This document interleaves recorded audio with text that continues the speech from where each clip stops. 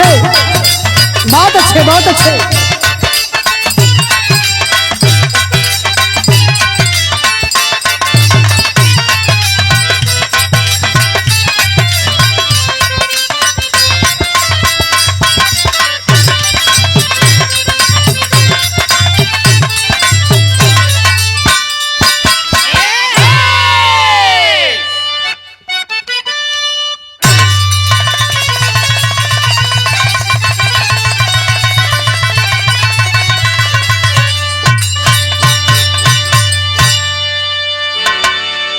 नमस्ते, प्रणाम।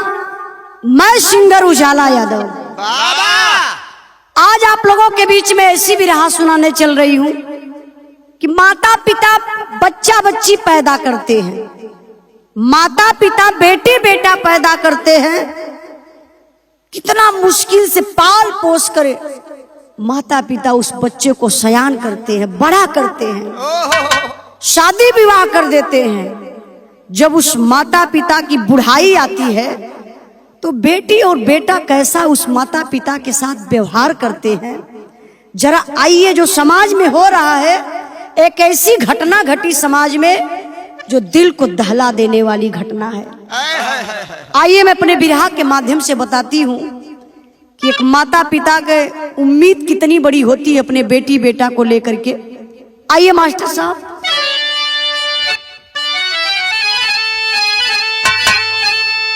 ममता सरलता मधुरता है माँ में,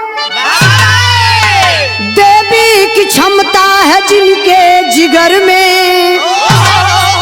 आंचल में दूध है आंखों में पानी, फूलों को हरदम सजाती डगर में। स्वर्ग की है छटा माँ के पावन चरण में, जिनकी बाणी है जग में प्रथम पाठशाला। अरे महिमा को सुर नर मुनि गा रहे, गा गए राम माधव मधुर मुरली वाला।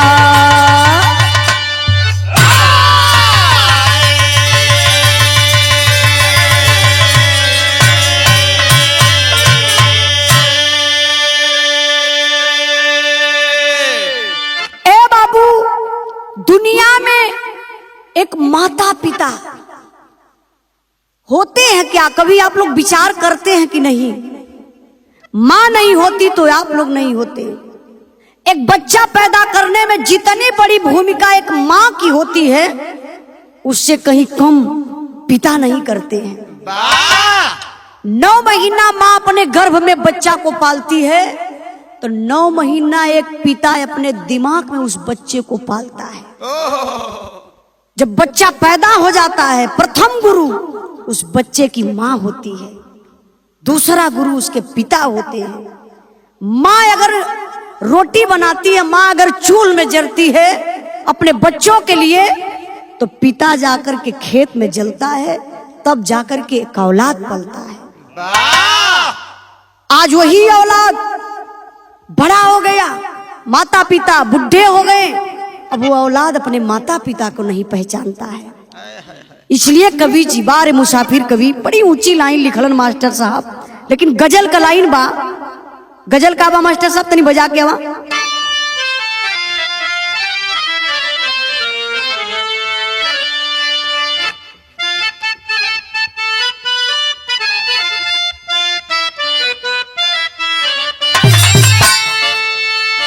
अरे दिल किसी की चाहत में बेकरार मत करना,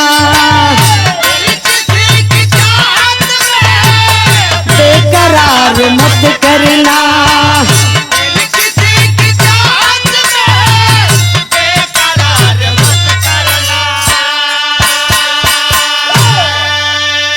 हम तो ठहरे परदेसी, हम तो ठहरे परदेसी, हमसे प्यार मत करना,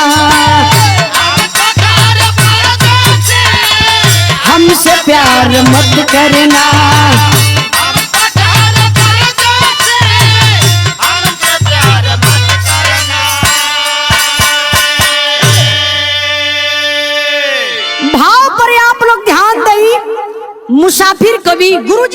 बढ़िया लाइन लिखलन मास्टर साहब। का लिखत हुवन?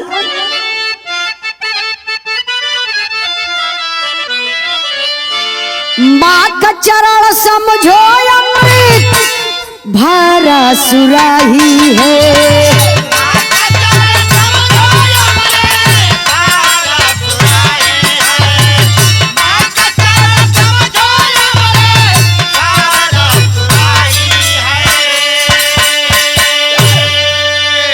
कदर जो करे जग में, अरे कदर जो करे जग में होती ना तबाही है।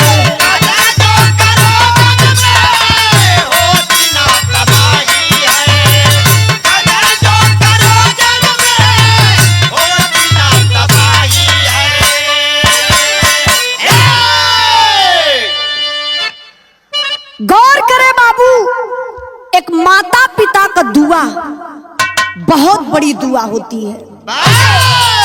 आप किसी भी मुश्किल में कहीं भी रहिए, अगर माता पिता का दुआ आपके साथ है तो आप हमेशा सफल रहेंगे। इसलिए मैं अपने बिरहा के माध्यम से आप लोगों से कहना चाहती हूँ कि दुनिया का सबसे बड़ा देवी देवता अपने माता पिता होते हैं।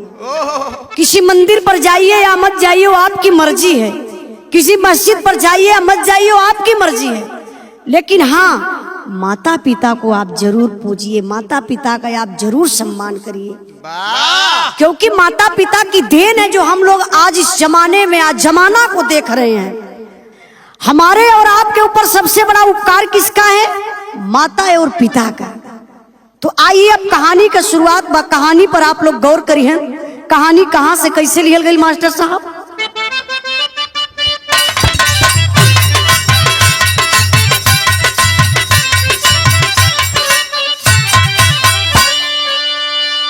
करे सम्मान जो न अपने बाबू माई का, करे सम्मान जो न अपने बाबू माई का, पात्र होता है वह तो अपने जगह हसाई का।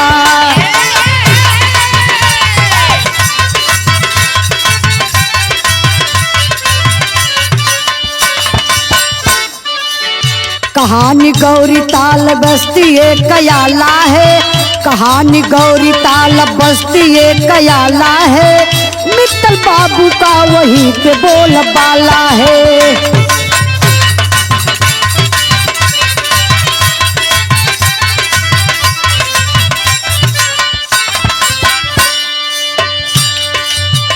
मैं न देवी नारी दामन को संभाली है, मैं न देवी नारी दामन को संभाली है, बसंत बैजू सुमन बेटी जो दुलारी है।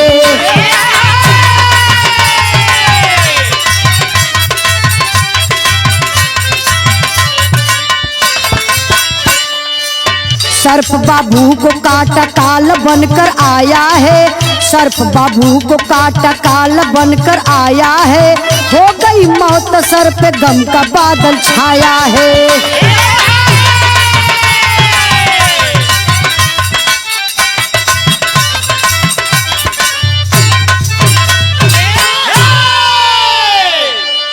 कहानी पर आप लोग गौर करी बाबू।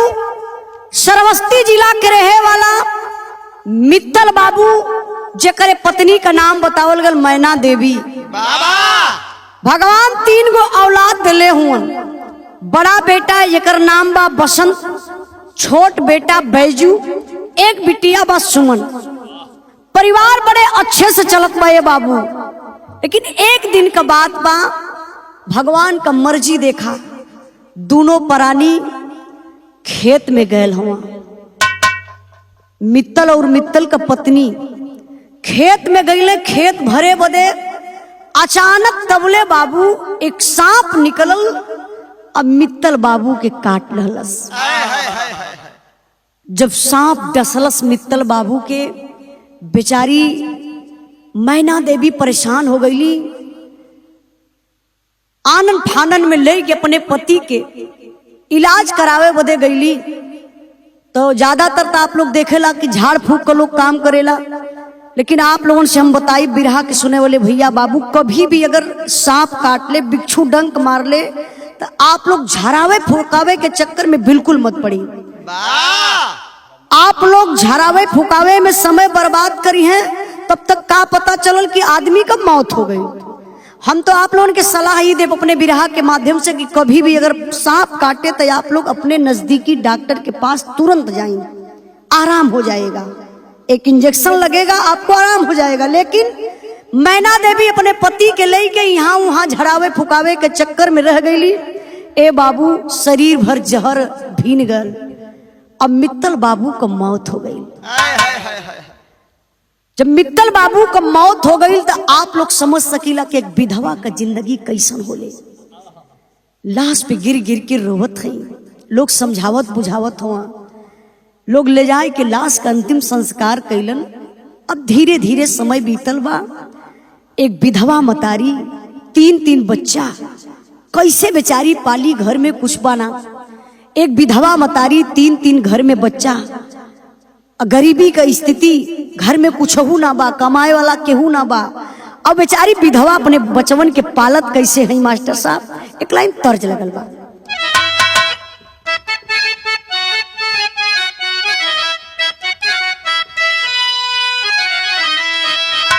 अरे सासुरे से रूठल बाती रियवान हो भैले नैहरे करा।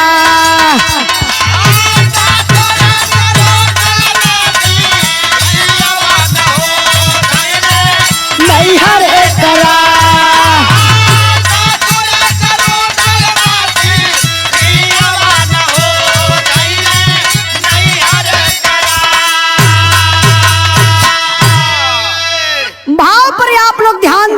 विधवा का जिंदगी का होले बाबू, दर्द बा का मास्टर साहब।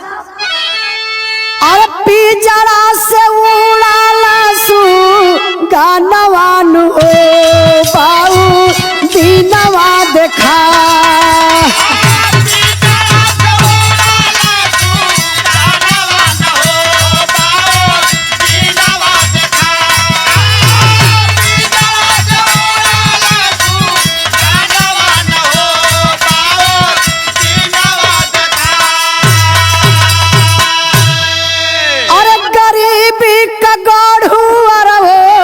जानवान हो बाउर दीनवा देखा।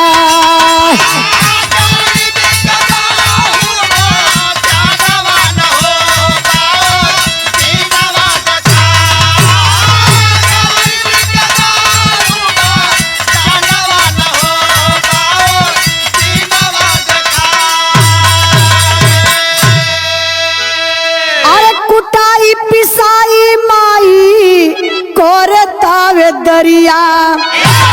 अब बच्चवन के पाले लगली विधवा मतरिया।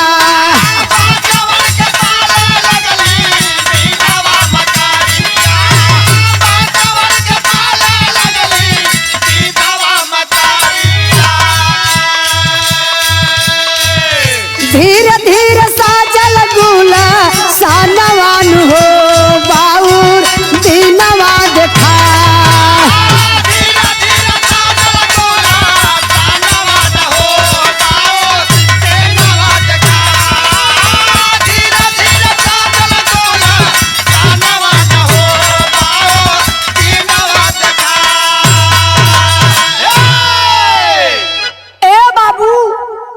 विधवा बेचारी अपने 3-3 बचवन के लेके हो लोगन के घरे चूल चौका करे लगली, कुटाई पिसाई करे लगली, झाड़ू पोछा करे लगली, बड़ी मेहनत करत है। अब बचवा धीरे धीरे सयान होखे लगला। जब बच्चा सयान होत हुआ तो खर्चा भी बढ़त बा, लइकन का पढ़ाई लिखाई बा। वही में बाबू बसंत सबसे बड़ा रहलन। और जब बसंत का उम्र लगभग भइल होई 12-13 साल का, तो देखल जब 12-13 साल का लड़का बहन खाए खेले का समय बा। लेकिन अब बसंत करत का हुआ मास्टर साहब तर्ज बदल गई।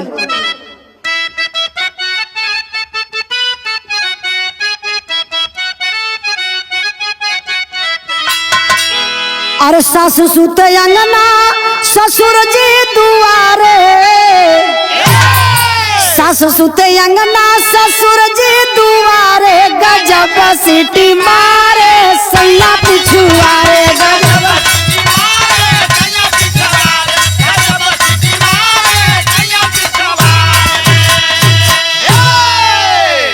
भाव पर आप लोग गौर करी है। कहना बका बैजू कुछ बढ़ल समैया रंग झारे बैजू कुछ बढ़ल समैया रंग झारे सहरिया में जाके झाड़ू पोछा मारे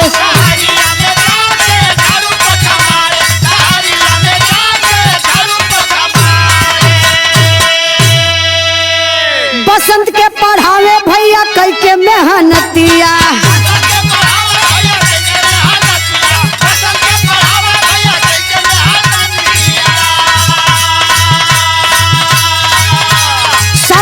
के मास्टर भैया गदगद भइल छतिया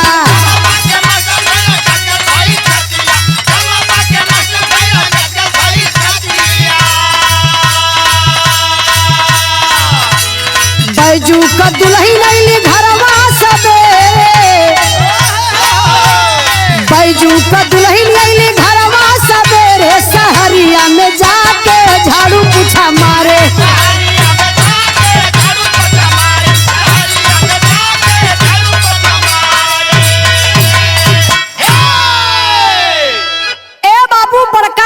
बसंत 12-13 के उम्र से अपन कमाए शुरू कैलन कमात हुए धीरे धीरे सयान भइलन बसंत कभी शादी विवाह हो गल। अब बसंत अपने परिवार पे ध्यान ना दे के छोटके भाई बैजू पर विशेष ध्यान देता हूँ।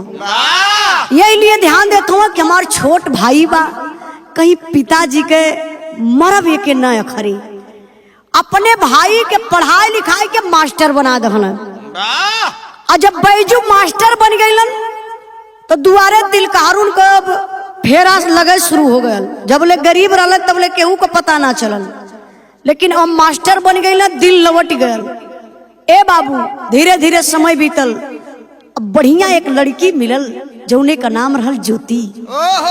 ज्योति से बियाह होत बा बैजू के लेकिन बियाह होत बा मास्टर साहब तो भयल का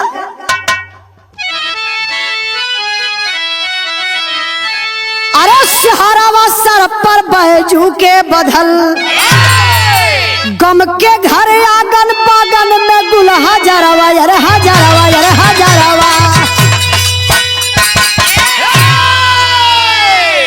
ज्योति नाम के लड़की से बैजू का शादी तय भइल। बड़े खुशी खुशी से बाबू लोग ले के बारात गए हुआ बारात लेके गईलन ज्योति के दरवाजे पर शादी विवाह भयल। ज्योति दुल्हन बन के घरे आयल है। जब घरवा आईली मास्टर साहब तब का भयल तर्ज बड़ी प्यारी लगल बा यहाँ पे।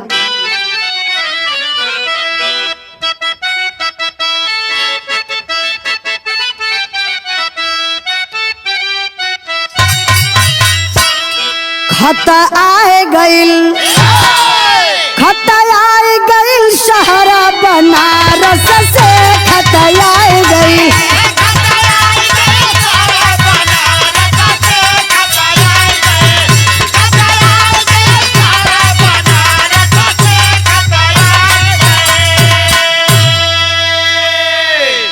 तर्ज के छोड़ी तनी भाव पर आप लोग ध्यान दे। कहना बाका रस छलके अरे रस छलका जवानी उमरिया में रस छलके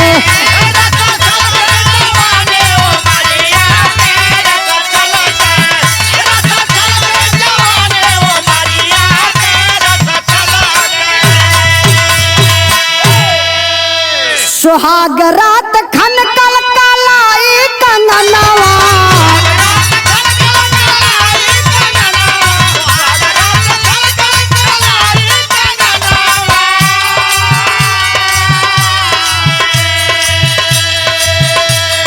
गोदिया में पैदा देखा भैया ललनवा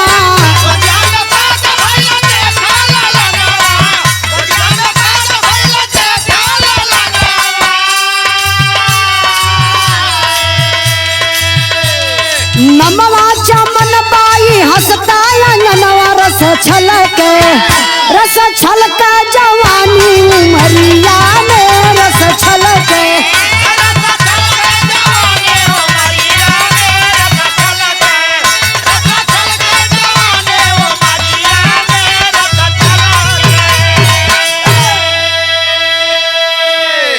अरे सुघर समैया का देखा लगनिया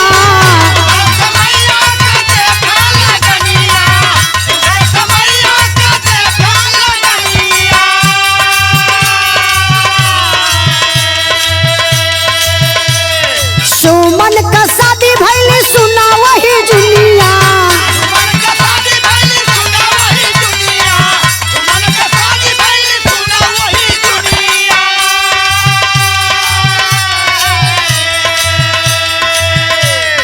गईली ससुरवा में बन के दुल्हनिया रस छलके और रस छलके जवानी उमरिया में रस छलके।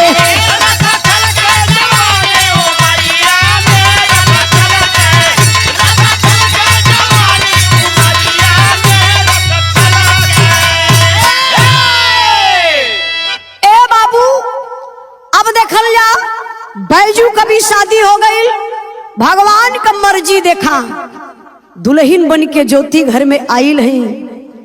भगवान पहले मिलन में वही बात ज्योति के गर्भ रह गए, सुंदर सा एक बेटा पैदा होत बा ज्योति के बाबू। अब घर में खुशी का माहौल छाए गया।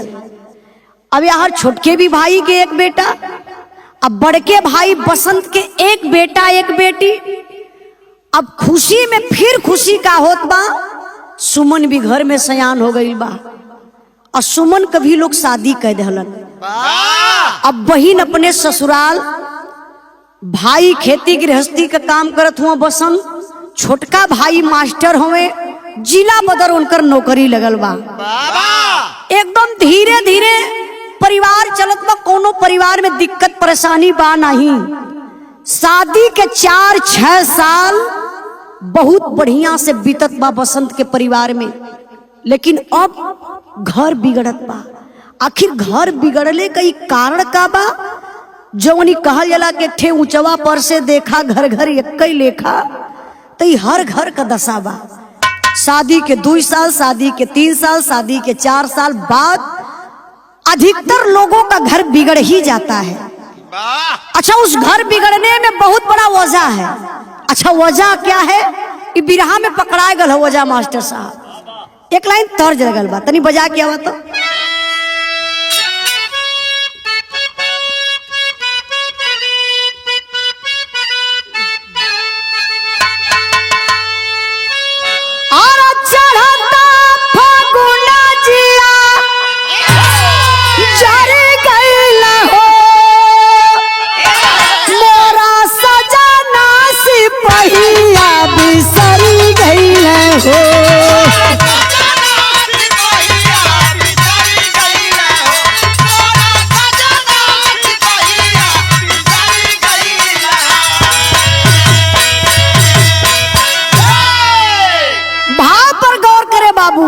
दिल के छू ले भाव मास्टर साहब, कहना बका कुटनी कोनो झगड़वा लगाई दियल हो, फूटा मतिया का दिया ना जराई दियल हो।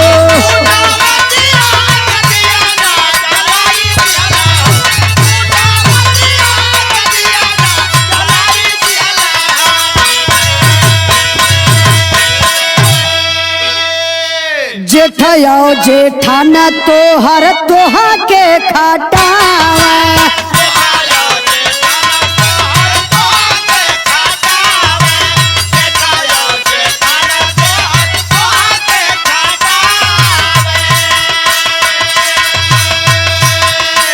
थाने तर का दूध अपने बेटा के पिया।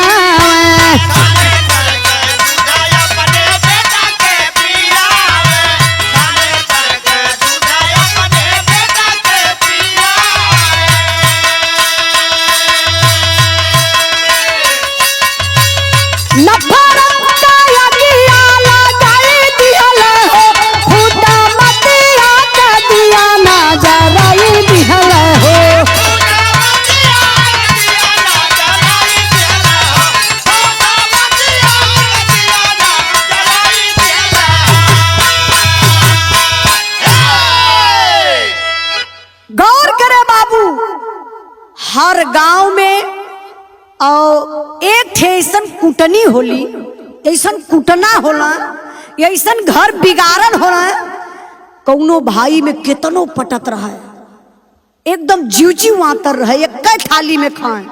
लेकिन जो कुटनी कुटना रहला गांव में, घर बिगाड़न जेके कहल जाला, ओके बड़ा दर्द होला कि अरे बाप रे बाप, दोनों भाई में बड़ी पटत है, एक गाड़ी पे बैठ के जाला है, अब इन घर में अलगुआ ना भयल, एक थाली में बैठ के खाना है, एक साथे खेते काम कर जाना है। अभी काहे के बर्दाश्त हुई, 2 दिन दुआरे वो कुटनी कुटना बैठ जाए तो काहे न घर में अलगा हो जाए। वही गांव का रहे वाली एक कुटनी जो पूरे गांव में एकदम फेमस का तो कि पूरे गांव को सत्यानाश कैले रहा। भाई का प्यार देख के बड़ी नफरत होत बा, कहो मास्टरवा ड्यूटी करायला, आई बसंतवा पूरा घर संभरले बा, इन्हनी के घर में कबो झगड़ा झंझट होले नहीं। अब धीरे धीरे कुटनी आवे लगल, वही मास्टराइन के लगे बैठे शुरू कैलस। का रे दुल्हनिया, का हाल चाल बा? गयल हो बाबू कहिए क बहिन आयल ना मास्टर, हम तो देखिला कि तू बहुत काम करेलू। अच्छा एक दिन बतिया के गए, दूसरे दिन फिर आई।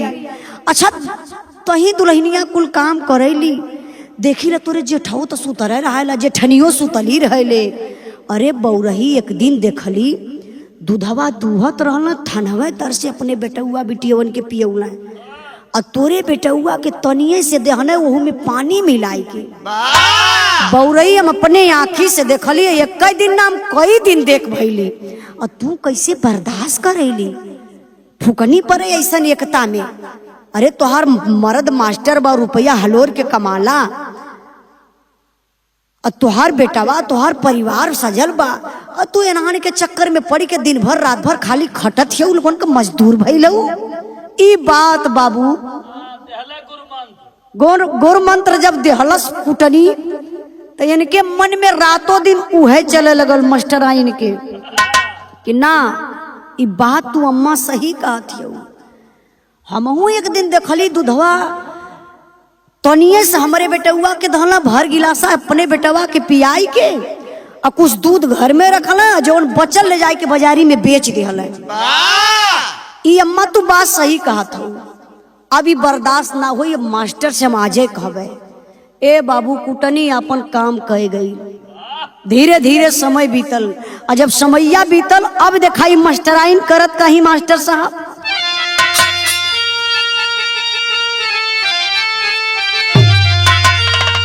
फोन से कहली सजना से जहरावा घरवा आवाना, नहीं तो खा के मर जाइबे महुरवा घरवा आवाना।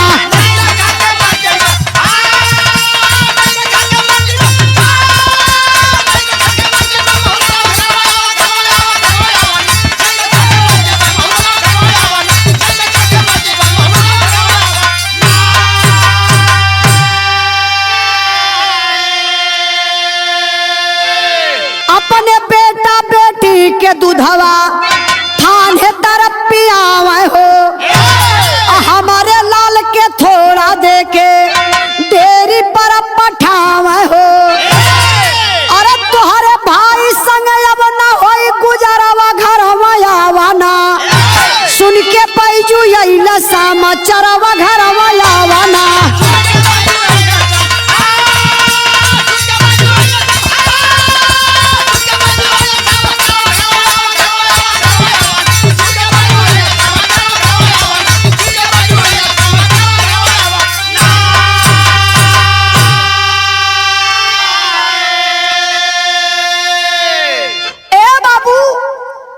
कुटनी का बात सुन के मास्टराइन फोन लगौली अपने मास्टर के पास, हाल चाल का करी है।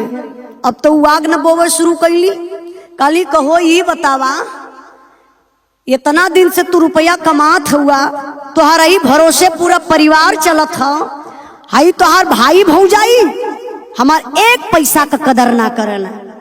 इस सुन ला कह दे थैला, अगर हमके जियत चाहत हुआ तो तू पहले घरे आवा और घर में आई के हमके अलगे कैदा। मास्टर साहब पूछला कि अरे भयल का और रीजन बतैबू काहे इतने झटके में तू अलगा करे कहा था। मास्टराइन कहली कि हम का तोके बताई, दिन भर हम काम करीला, दोनों प्राणी खाली सुतल रहला, हम यहाँ खटीला और तू ड्यूटी करेला, हम खट के खियावत हैला, तू ड्यूटी से पैसा लोगन के देला। ई भैंसिया दुअरवा जब बांधल है एको दिन कोयर डाले उगैली, लेहना हम बालीला, घास भूसा हम कई के लिए आईला, हम भैंस के खियाईला, दूहे के बेरी चल जाइ है तोरे भाई साहब आ दुई के अपने बिटिया बेटवा के भरही के दूध पिया दी है, आ हमारे बेटवा के तनी से दूध दिए वो में पानी मिलाई के, और जवन दूध बचेला ओके ले जाए के बाजारी में बेच देना। ई बतावा कब तक हम सहबे। हम ये कहतला कि आ जा, अगर ना आवत हवा तो अब हमके जिंदा तू ना पैबा। इतनी बात जब बाबू मास्टर साहब सुनल कि हमार मेहरारू जिद करत बा, हो सका ऐसा न कि भाई जहर माउर खाई के मर जाए, बिना मेहरारू को हो जाई।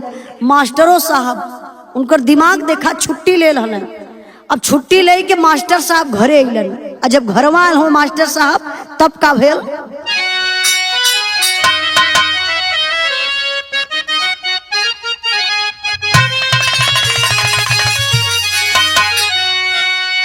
तिरिया चरित्र हो भी धाता नाग जनल भैया, फांस गइल बालाजू हो जालियन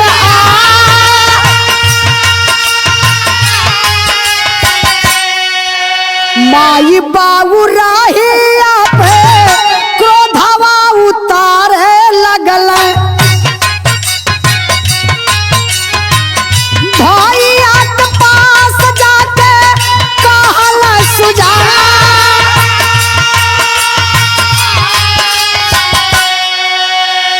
बाड़ा तोहर देखली सा राफत पे मनहू सुना, आधा आधा हिस्सा का तारा फरिया,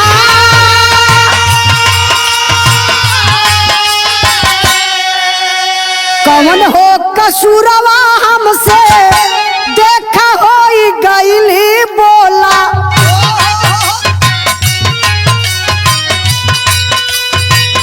गंगनिया साथ बाटे हमरो ईमान,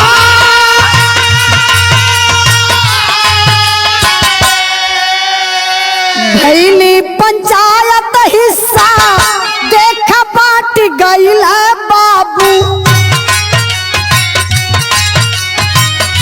बूढ़िया मतारिया के आफत में पड़ा,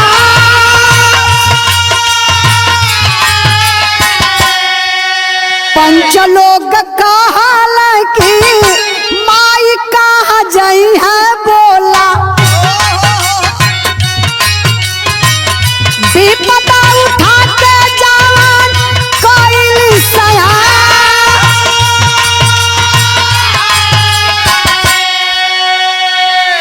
लेहलस न के हो माई का जी मदरिया बाबू,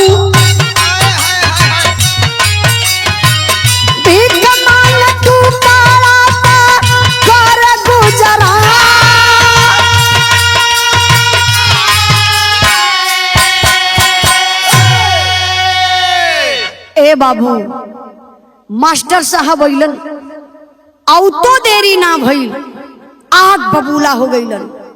कहला भैया घर में से निकला बहरे आवा, माई से कहला कि माई तोहरे बिगाड़ल कुल बा, तोरे बात समझ में कुछ ना आवेले, तोरे आंख से लौकाला ना। भैया दूध दूहन अपने बेटी बेटा के पिया के, हमरे बेटवा के तनी से दे के, अब पानी डाल के वो दूध देलन, अब बाकी दूध ले जाके बाजारी में बेच देलन। ड्यूटी हम करत हिला, जब रुपया पैसा चाहिए तो हमसे लोग मांगेला, घरे हमार मेहरारू खटत बा, भैया भौजी खाली घर में सूत के आराम करिए, हमारे बेटी बेटा सतावल जाइए, हम ही सतावल जाई। माई अब हमारे बस का ना बा कि हम एक में रह जाए, भाई तबले दुआरे आ गए। भाई के भी लगल बैजू डांटे, कहला सुना अब हमार तोहार रिश्ता खत्म, हम बड़े प्रेम से कहा थीला तो से झगड़ा ना करबे, बड़ा भाई हुआ तो और सम्मान कर थीला, अब हमार हिस्सा बांट दा। दिखाई कहा तू झगड़ा ना कर थीला तो हर सम्मान करतला, तू बड़का भाई हुआ हमार हिस्सा बांटी दा। बड़का भाई टूट गईलन, कहना रे बाबू कौन इतनी बड़ी हमसे गलती भइल है, गलतियां तो पहले बतावा, हम एकदम नियत साफ कई के परिवार में रहीला, तू कहल का चाहत हुआ? कहला हम कुछ ना कहल चाहतीला, भैया जौन तू करत हुआ तो आत्मा जानत बा, भौजी जौन करेली उनकर आत्मा जानत बा, बस अभी है हम कहब कि भैया तू हमके अलगा कायदा। फिर भाई हाथ जोड़ने के, रे बाबू बोल हमसे कौन इतनी बड़ी गलतियां भइल है, गलतियां तो तू बतैबे। अब गलती का बताई है? वह बात चलत बा दूध वाली, अपने लड़कन के तू दूध पिया देला, हमरे लड़का के तू दूध देबा तो अरे 2 गो लड़का हमरे 1 गो लड़का, ओहू दूध में पानी डाल के देला, मेहरारू हमार खटैले, तू दोनों परानी आराम करला। ई को दिन चली भैया, ई हमरे बस का बात ना बा। आखिरकार बाबू झगड़ा बढ़ गई।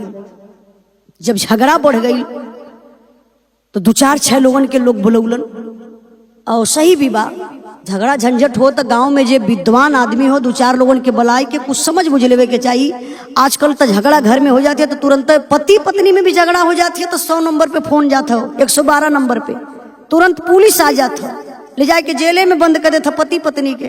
पत्नी गलत है तो 2 दिन वो बंद रहा, नहीं तो पति गलत है 2 दिन वो बंद रहा।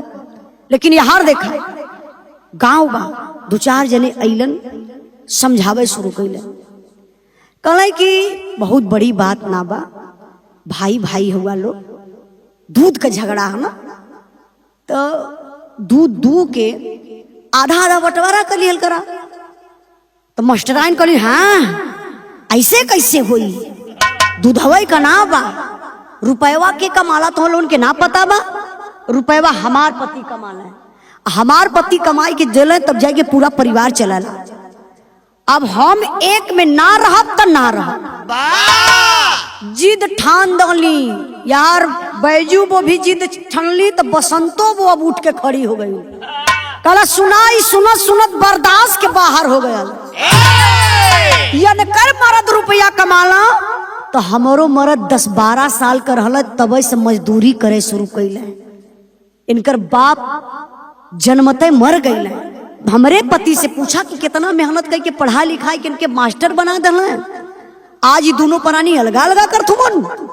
चला ठीक बा, हमन भीख मांग ले चली, लेकिन अलगा अब घर में हो जाई। दोनों मेहरारून के मर्जी से अलगा हो गया। जब अलगा हो गए तो 5 लोग बैठल हो, कहला भैया है जमीन बट गई, घर दुआर बट गए, खेती बाड़ी बट गई, भैंस गोरू तक बट गए, लेकिन हई माई बा ना, माई तो अकेल बा, माई का बटोरवा कैसे हुई? माई की के ले, तू लेबा कि तू? मास्टर हाथ झाड़ देना, कहला ना ना ना हमारे बस का बात ई ना बा कि हम माई के अपने में रखें। वहां से बसंतो वो कली सुना, जब तू माई का जिम्मेदारी ना लेत हुआ तो हम हूं इनकर जिम्मेदारी ना लेवे। देखा ये बाबू, यह जमाना बा, आज माई में हिस्सा बटत है। छोटका भाई कलश हम ना माई के ले, बड़का कलश हम ना ले। अब माई जाई कहाँ? माई का हिस्सा लगे लगे कि कुछ दिन तू खिएबा माई के, अब कुछ दिन बड़का भाई खिए। 1 महीना 2 महीना जात जात माई का उहो पेट अपार हो गया। कबो खाना दे तो कबो देवे ना करे, कबो 2 रोटी दे तो कबो 1 रोटी थमा दे सो। अब माई का पेट इतना बड़ा अपार हो गया, जौन माई विधवा स्थिति में लोगन के मजदूरी कई के 3 बच्चन के पाल दहलस। आज माई रोटी खातिर तड़पत बा। कहल जाला कि माँ तब भी रोती थी जब बेटा रोटी के लिए रोता था, माँ आज भी रोती है जब माँ को रोटी नहीं मिलती है। अभी पेट बड़ा अधम बा, बड़ा अपार बा, जिए के बा तो पेट में कुछ जाए के चाहिए। माई कहाँ पाई? बुढ़ौती का शरीर बा, लोगन से एक टुकड़ा दो टुकड़ा रोटी मांग के खाई के अपन पेट पाले लगल। अब माई रोय रोय के बाबू हो जिंदगी अपन बितावत बा। लेकिन बारे दुनिया के मालिक एक दिन माई का तबीयत अचानक खराब भई। अब माई का मौत हो गई। जब माई का मौत हो गई मास्टर साहब, तब बिरहा में बड़ा गमगीन भाव लगल। भगवान ऐसा दिन केहू के न दिखावे। जरा आप लोग विचार करें, माई मरल बा, दुआरे लाश बा, लेकिन होत का बा?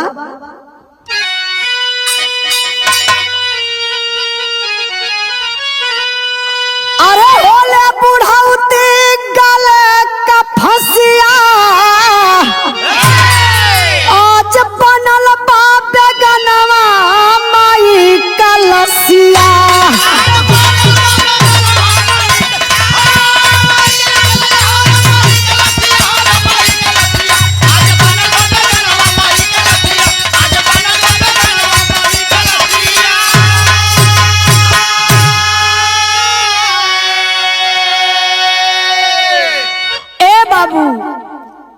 होले बुढ़ौती हो गले क फसिया, आज बनल बा बेगनवा माई क लसिया। माई क लाश दुआरे बा, दोनों बेटवन क काठे क करेजा हो गल। बहू क कलेजा काठे क होई तो लोग कही कि ठीक बा भाई दूसरे के घर से आई बा। जोन माई बेटवा के पैदा कैले बा और जो बेटा बदल गई। बेटा माई के लाश पर हाथ न लगावत हो, माई के पास ना जात हो।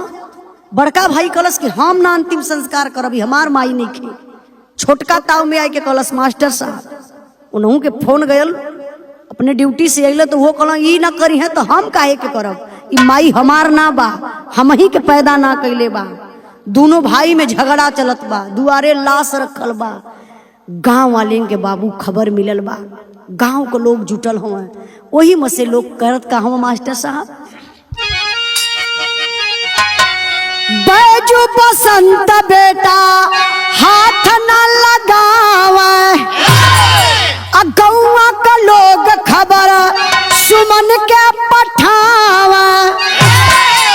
अरे जाइली बेटी लसिया पर गिर के बहावा लसिया, आज बनल बा बेगनवा माई का लसिया।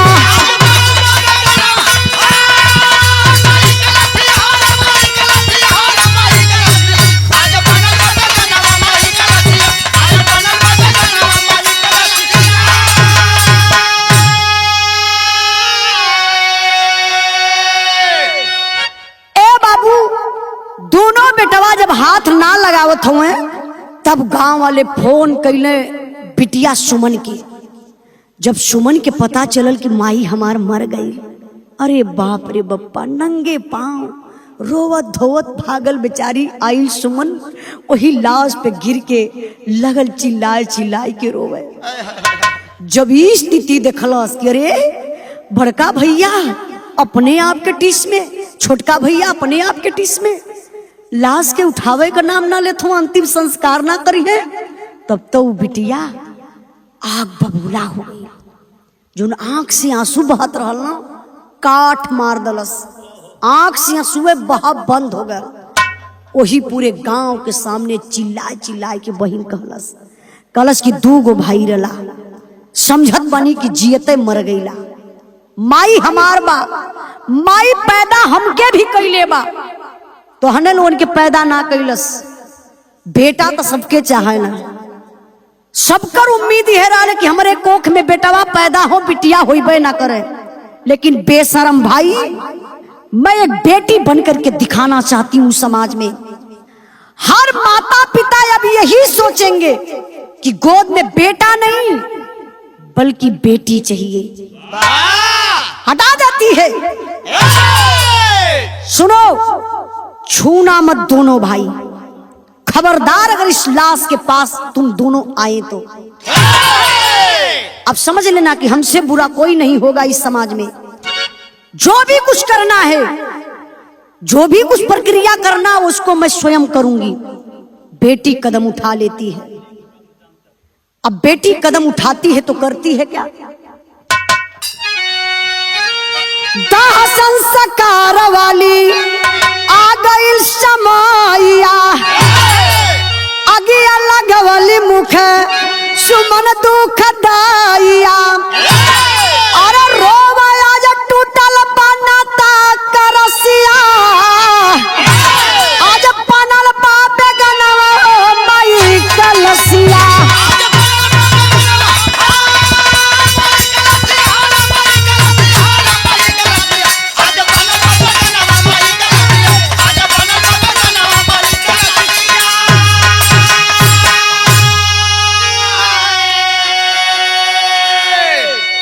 बाबू गांव वालों के सपोर्ट से अपनी मां को लेकर के बाबू जाती है श्मशान घाट पर, अंतिम संस्कार करती है। मुख अग्नि अपनी स्वयं सुमन देती है। अब मुख अग्नि देने के बाद जो प्रक्रिया आगे की होती है, 10वां दिन हुआ, 13ही हुई, वहां भी बेचारी सुमन खड़ी हो जाती है। फोन करके अपने पति को परदेश से बुला लेती है, अपने बेटों को बुला लेती है और अपने नात रिश्तेदार सबको न्योता देती है, सबको बुलाती है। अब वहां एक प्रश्न खड़ा करती है, तेरे ही मैं करूंगी, मैं मां की बेटी हूं, बेटा नहीं हूं, मां की मैं बेटी हूं, तेरे ही मैं करूंगी, लेकिन 1 रुपया इन दोनों भाइयों से 1 पैसा मैं नहीं लेने वाली हूं, ताकि मेरी मां को स्वर्ग में भी पता चले कि मैं 2 कपूत बेटा पैदा की थी, लेकिन एक सपूत बिटिया पैदा मैंने जरूर किया था। जो काम मेरे बेटा नहीं किए वो मेरी एक बेटी सपूत करके सबको दिखाई। सुमन ये नहीं सोचती है कि मां की तरह ही मैं अपने ससुराल में करूंगी। सुमन की सोच देखिए, सुमन सोची कि मेरी मां यहां रहती थी, मेरी मां का घर है, लेकिन भाइयों के घर में नहीं तेरा ही अब करने वाली हूं। धरती तो ये मां, धरती मेरी मां की है। तो जो गांव का पंचायत भवन था, उसी पंचायत भवन पर बाबू तेरही का कार्यक्रम अपने मां की संपन्न करती है बेचारी सुमन। तो बिरहा के सुनने वाले भैया बाबू, मैं हाथ जोड़ करके आप लोगों से एक निवेदन जरूर करूंगी। एक कुटनी औरत ने पूरे परिवार को मारा, एकदम तहस नहस करके रख दिया। अगर आपके आसपास ऐसी औरत हो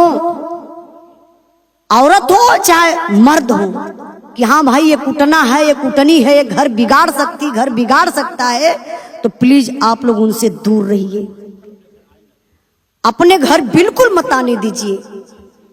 कहा जाता है ना कि ये लोग समाज में साइलेंट किलर है।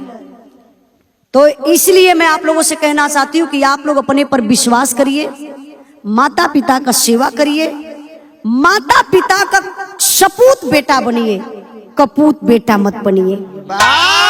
तो देखिए एक सपूत बिटिया क्या करके दिखाई। सबके बेटे चाहिए, लेकिन गोद में बिटिया केहू के ना चाहिए। हम कही जवन काम बिटिया कही के दिखाई तो बेटा कबू न कर पाई।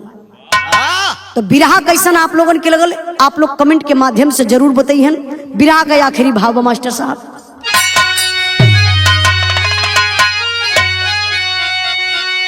कहते गुरु गणेश गुरु राम लालना मिले पूत कपूत, बच्चन मुन्ना कवि चंद्रिका देखा ही है करतूत। अरे सहारा सर पर बैजू के बदल, उजाला